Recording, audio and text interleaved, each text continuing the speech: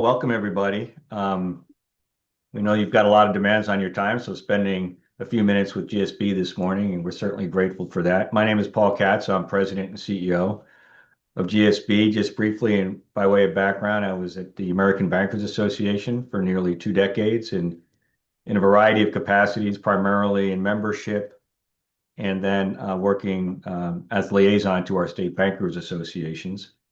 Then I went to a mortgage fintech for 4 years that Gene Ludwig had started, and that was, certainly exhausting and exhilarating. And I ran sales, marketing, and strategic partnerships there. But super excited to be here and be with you today. And so, with that, let me turn it over to my colleague Mary to introduce herself as well. Hello, everyone. Mary Hermes. I am our VP of Learning Strategy and Innovation. I come from a background of education and have the great privilege of working very closely with our faculty to develop and refine our educational programming with a mission of making sure it's relevant to your needs and the needs of the industry. So welcome to everyone, and we're excited to tell you a bit about GSB.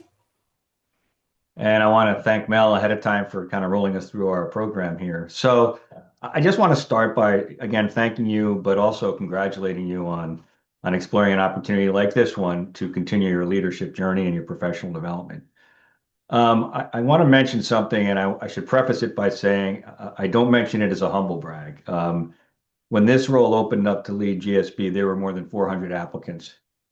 And I say that more because I think it speaks to our role in terms of the banking industry, our mission, and frankly, the impact we can have in terms of helping shape the future of the industry and its leadership. So very honored and humbled to have this opportunity to work with so many outstanding leaders who are working their way in on a really great trajectory within their careers. So super excited about that and the opportunity to maybe share a little bit with you today. And to the extent you have questions or comments, feel free to throw them in the chat. And in all likelihood, we'll take them on at the end, but also happy to address them in real time if necessary. Our intention is to leave ample time this morning to have questions and a conversation. Next slide, Mel. There we go. All right. So by the end of our time together, we're hoping you have a pretty good understanding of what to expect during the GSB program. I'll start here with just a little bit about the program structure. GSB is a 25-month program, and we hold 3 summer sessions here in Madison at UW-Madison campus. The 2026 session has an enrollment deadline of June 1st, and we'll host an online orientation for first-year students on June 24th. During that orientation, you'll hear from some faculty and some class officers and learn a bit about logistics and what to expect during your time in Madison. First-year students will also complete an asynchronous class, which will be made available starting June 1st through July 26th. And the purpose of that course is really to prepare you for the in-person class experience, and that is in the area of marketing. Our in-person classes run July 27th through August 6th on campus. We'll host check-in and a welcome reception on July 26th, and checkout begins as early as the evening of the 6th into the mid-morning of the 7th. So depending on your travel plans, you might choose to depart Thursday evening, but have the option to stay through Friday. Between sessions, we do not have any live virtual classes. Instead, students complete inter-session projects, and we will talk about those in just a bit here in a bit more detail.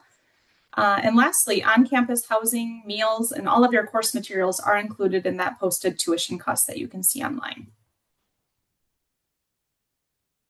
Talk a little bit about the relationship here, and super excited. GSB, we're one of the forerunners in terms of partnering up with our university in terms of promoting and providing this leadership training. And so you not only get the graduate degree of banking from GSB, but also the leadership certification from the Center for Professional Executive Development. And I'll hesitate to say this now that I understand this is being recorded, but the Wisconsin football team may not be exactly where we want to be, and we're still adjusting to NIL and some other things, but I can tell you what, the university and its reputation is precisely where they want to be. As you can see here, number 2 public university is recently named by Time 20 in the world. So we feel extraordinarily proud about that partnership. And as you can see from the quote, I think that really does kind of nail it. I think I mean, it's table stakes. At the end of the day, we are very confident in helping you learn, the basics in terms of understanding the technical ability and maximizing your potential. But the leadership piece, I think, is the one that's most profound and impactful. I think what you'll see in a word cloud later from an alumni survey that we did, the word that really jumped out at me was transformative. And that's what we typically hear when we travel to state associations and national conferences, is people coming up and saying that clearly the impact was felt way beyond their banking in terms of all the other things that they can do in terms of driving the leadership skills that they've gained through GSB. So certainly this is a hugely important component of your journey, and one that I think will certainly serve you well in a lot of different capacities outside of banking. All right, a bit about the curriculum. Hard to sum up the value of the curriculum in just a few bullet points here, but just an overview, you'll have just over 170 hours of total curriculum, and that's comprised of both core courses, which is universal content that all students progress through, as well as electives that are made available to second and third year students. Some of those core universal topics are in leadership, as Paul just mentioned, financial management, loan portfolio management, marketing, IT strategic management, intercession projects, and FISIM. Intercession and projects and FISIM are really the hands-on application where you're pulling all of that learning together and applying it, whether it's to your own bank or to some simulation decision making that mimics what you can expect in the real world. FISIM takes place in the third year, and as I said, that's a bank simulation, and you can see here, as this student noted, FISIM is often cited as one of the most beneficial learning experiences throughout the GSB career. It's hard to sum it up, but it's an opportunity to really try your hand at operating a bank and working within a team and putting yourself in a role that is maybe outside of your day-to-day expertise. So you might choose to be the CFO of your bank or the CEO of your bank and have a chance in a safe space to make some decisions and plan accordingly with your team and apply to your strategic plan in that 2-week FISIM capstone experience. Yeah, I would just add to that on the FISIM, the postscript, it's really, you're basically running through 8 quarters, and you're dealing with all kinds of economic and other dislocation in terms of really kind of testing your mettle as to how you navigate some real world challenges that we work into the simulation. I would say it's something that is very attractive to our students, obviously, and our graduates tend to have. I think a lot of their text chains tend to be the people that they worked with and competed against in their bank sim. So pretty exciting component as a capstone feature of the program. You can see here as well, new in 2026, we're incorporating AI both in our core courses as well as in our elective offerings. We launched an AI innovation series back in December and had nearly 80 banks registered, which is just a testament to the evolving needs and where AI is taking the industry. And as an institution, really felt compelled that this needs to be part of the core learning experience. So students will see that in their programming in 2026. As we talk a little bit about the faculty, I should just want to be very unequivocal about this by saying I have a great respect and admiration for our peers. I've gotten to know them, and they too have great faculty. I just happen to think we have the best faculty.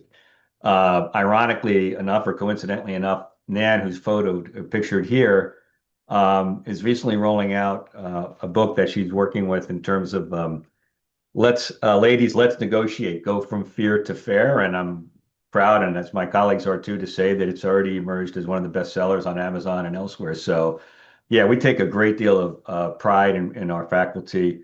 I think the things beyond the quote there in terms of the call out, in terms of their banking experience, I would say that we and they work really hard to kind of integrate the theoretical and the substance that you have to learn with practical application.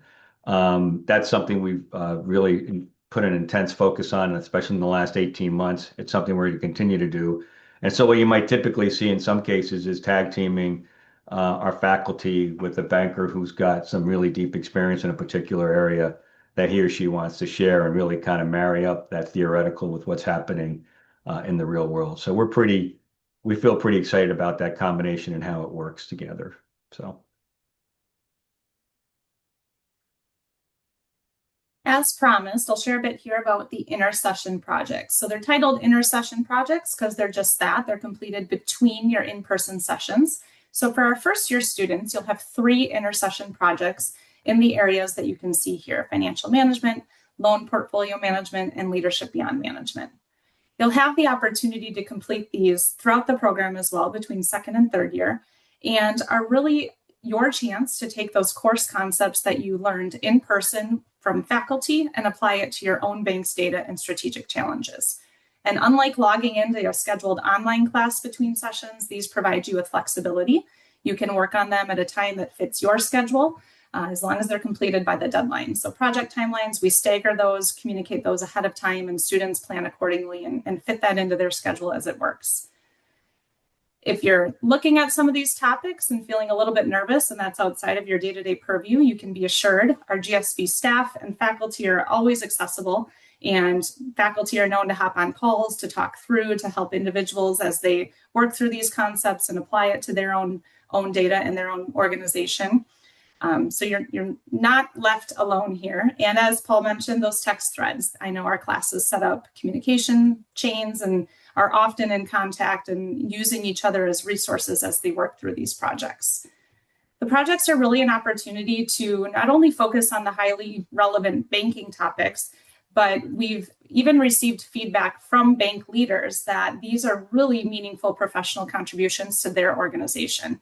A quote that we recently just received a couple weeks ago: "This was indeed a valuable exercise, especially since he was able to use real-life information from our bank. In reading the project, I found value and insights." So as you can see here, it really provides an opportunity to bring your voice to the table with the bank's leadership and turn this into something that contributes to the day-to-day operations of your institution. Yeah, as we transition to the next slide here, I would just one other point on I mean, we won't sugarcoat it. They can be rigorous, but at the same time, as Mary said, you're not in this alone. There's a huge support network. And just yesterday, we had a call with our class officers. They're also a sounding board and someone you can reach out to.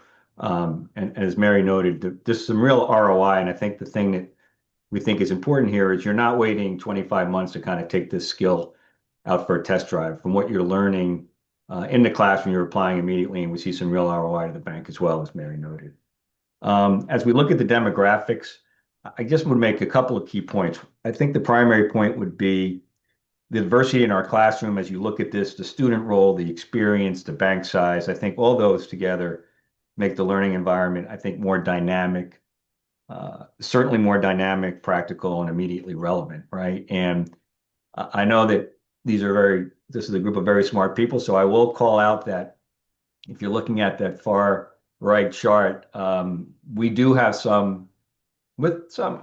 it's more of an exception with less than 4 or 5 years experience. And I'll just speak to that in one particular area. We're seeing an influx, for example, in banking in the IT space, right? And our banks we're seeing a lot of our banks who are attracting that talent from outside of banking.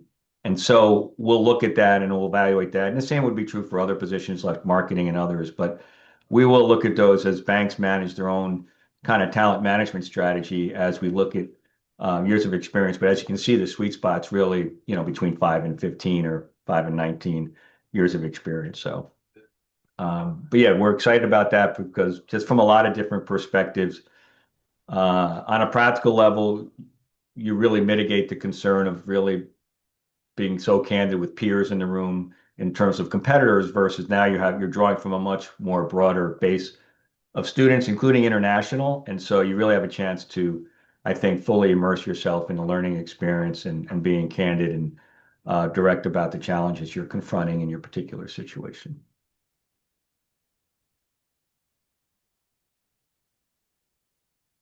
I would say here that it's excellent learning and lifelong connections, right? This is it's the secret sauce, I think, of GSB. And I know that we've got, I think, 1 or 2 alumni and banker advisory board members. And I think they would say the same.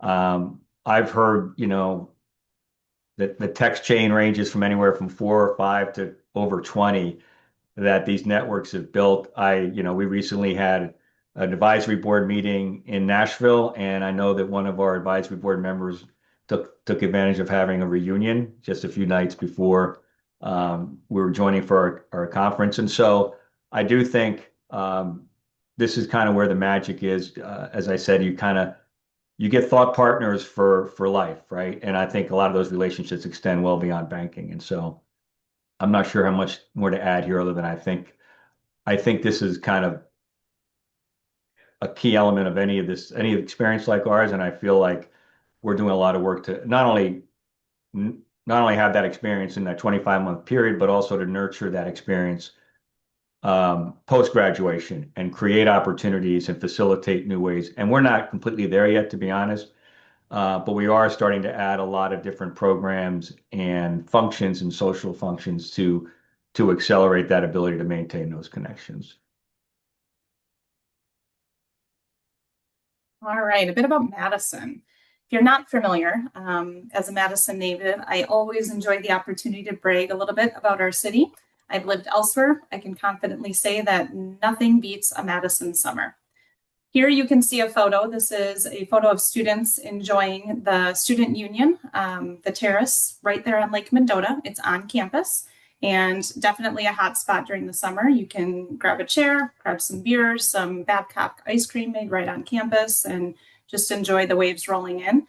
Madison sits uniquely on an isthmus between two lakes. So here's one, Lake Mendota, and the other being Lake Monona. It's a very walkable city and lots of outdoor activities, whether you enjoy golfing, kayaking, boating, running, biking. There's paths that can take you all through campus, and a very vibrant downtown located right next to the Capitol Square. And for a foodie like myself, you will have no shortage of great restaurants. We intentionally build time into your schedule that allows for nights like this where you're connecting with your peers or exploring the city. There are no weekend classes during that middle weekend. We set that aside for both networking, but also a lot of students will invite their family to come visit and explore the city with them. Throughout the session, there's countless optional evening and weekend activities, formal events such as our distinguished speaker event. We also have class and state receptions with the SBAs. We host outings to local baseball and soccer games. And one of our class officers, our 2025 class president, who's on the call, Mike Keast, is credited with helping host many of these. We elect class officers and they help organize and host many of the events that I just mentioned. So no shortage of things to do in the city, and truly a Madison summer is like nowhere else.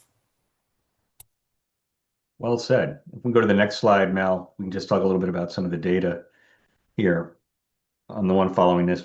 So I think, we obviously take great pride in this. We just recently did some alumni survey last fall and it wrapped up in December. I mean, the numbers speak for themselves. I mean, we take certainly great pride in that, and some of the grad, in terms of what they're saying about us and recommendation, in terms of the impact on their performance, the impact in terms of their knowledge and understanding of banking, of course, graduation and promotion. I guess I would say this, we certainly take great pride in knowing that our alumni are going on to even bigger and better things.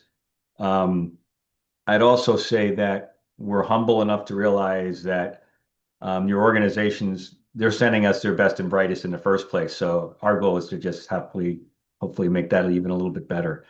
And so again, I think we're excited about this. I think as you kind of consider the investment, and frankly, I from my personal perspective, I take even greater, I guess, concern or ownership of the time commitment. I think obviously I don't, that's not to minimize the financial commitment, but if someone's giving us 25 months of their time in this day and age, I can guarantee you that my colleagues and I, Mary and others on the team, take great care in really thinking through what that looks like, from a quality of life, what that looks like from, work, family balance, and all those kinds of things that we try to maintain, rigor and the discipline, but at the same time realizing that stuff happens and you've got to navigate a lot of different priorities in your life. And so, at the end, we're super excited about the data points that you're seeing here, but we don't take those for granted. And as I mentioned at the outset, we really realize that we're getting some really bright, capable people coming in. And so we just want to help them grow and develop and learn even more. So I know we're coming up. I referenced this earlier, and then we're going to open it up for questions. This was the word cloud that was developed out of our alumni survey. And obviously, if you take maybe 10 seconds just to look at those, I think there's a lot to unpack there, right? I mean, there's the rigor, there's the intensity, but there's learning, there's development, well-rounded, enriching, empowering, all those different things that we're grateful that the alumni were able to convey and share some of that output with us. So I think, Mary, I don't know if you have any closing comments. We're certainly happy to open it up for questions and any observations that some might want to make. And I know we've got a number of our alumni and banker advisory board members. If Mayor or I left anything out that you think is really an omission that we should not have had, then feel free to jump in and share it with this group. But again, very grateful for your time and attention today. Yeah, we'll open up to questions. Feel free to throw them in the chat or unmute if any questions remain lingering after covering a bit about the program.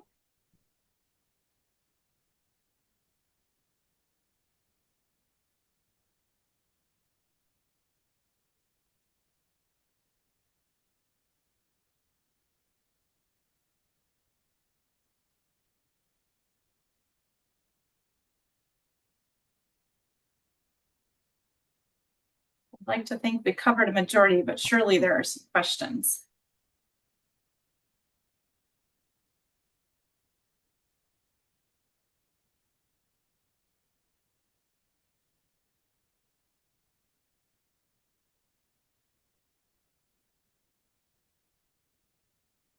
This is the point in time when our faculty might typically bribe some of the students to ask a question, but we won't go to that. We won't go to that length.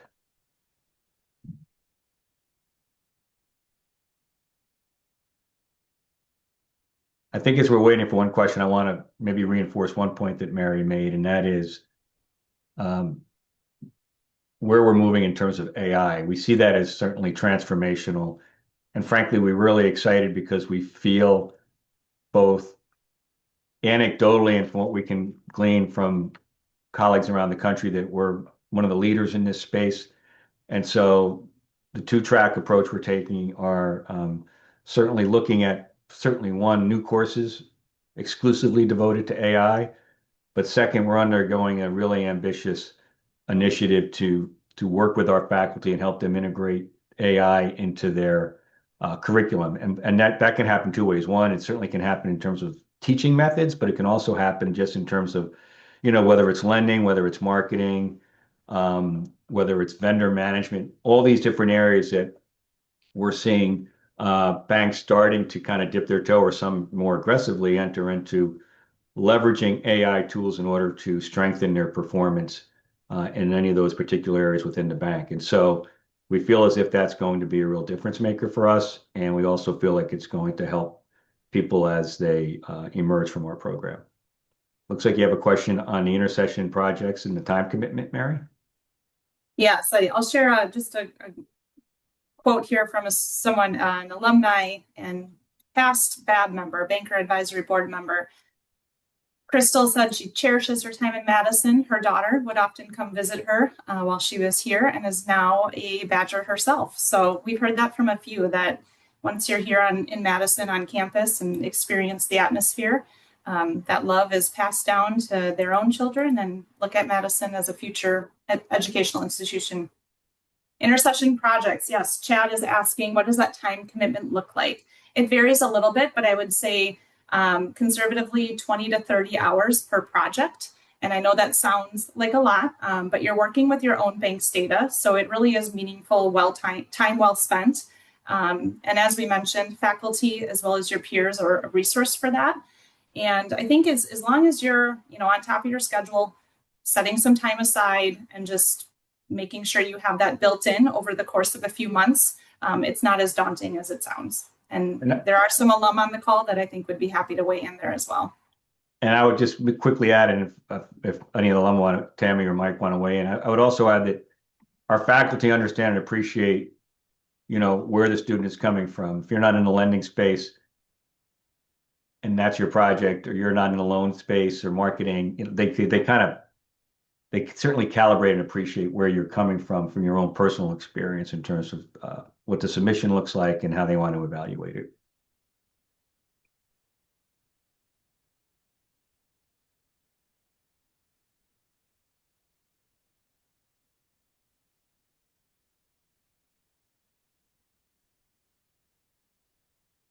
There you go. First year was, Sure. First year yeah, was tough, second year was better time schedule. I would say time management is probably one of the key influencers of project delivery and quality. And it's a classic case of um, procrastinators may find it a little more challenging than those who kind of map it out. But yeah, it's an important part of the experience for sure. Was there a second question? We already have it. Did we cover that one as well, Mary? I think we did. Yeah. What does the schedule look like for being in Madison versus being remote?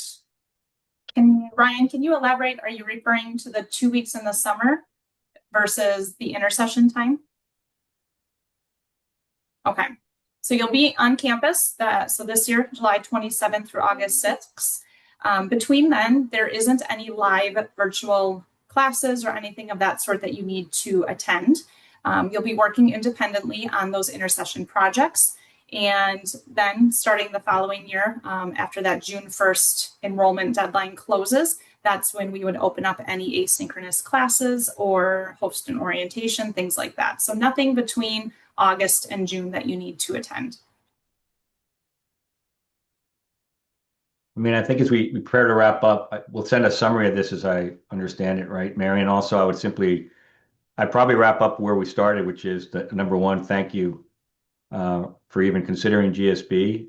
We're humbled and honored that you would do so, and to congratulate you on even really exploring this journey for your own personal development and the like. And we just wish you the best in all that. And I think you have our contact information here, and we're certainly happy to be a resource and respond to any questions you may not have had a chance to raise this morning, or other issues or concerns that may come up as you evaluate what your options are and what your best path forward is.